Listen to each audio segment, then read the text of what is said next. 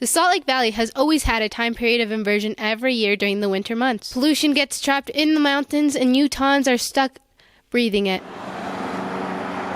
There are many alternatives to driving a car. One of these alternatives is taking the bus.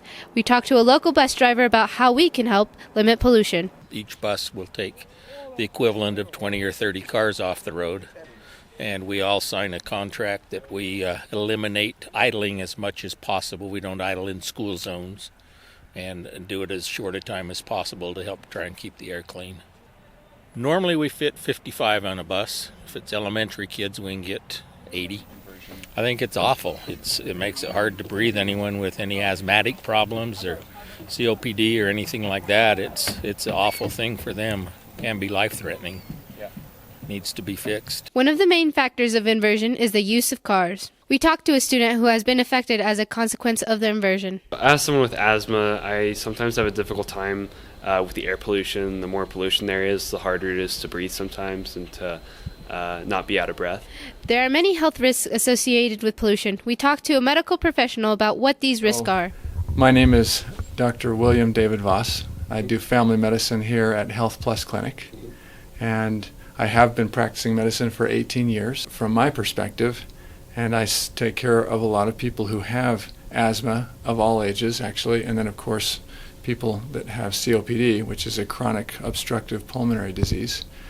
And what I have discovered or learned is that people who have those conditions are oftentimes aggravated in their symptoms, and they have more episodes of exacerbation during these months when we have trapped exhaust and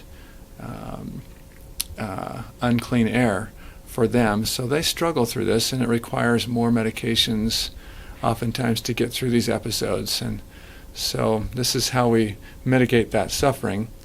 And I know that this is a significant issue that can't be attributed to anything else, because other people that come from out of state having the same conditions will state that their conditions are worse here in this valley from the inversion air than they are in winter settings that are the same temperature otherwise. By reducing the use of cars, Utahns can limit carbon monoxide emissions, which lead to many health risks.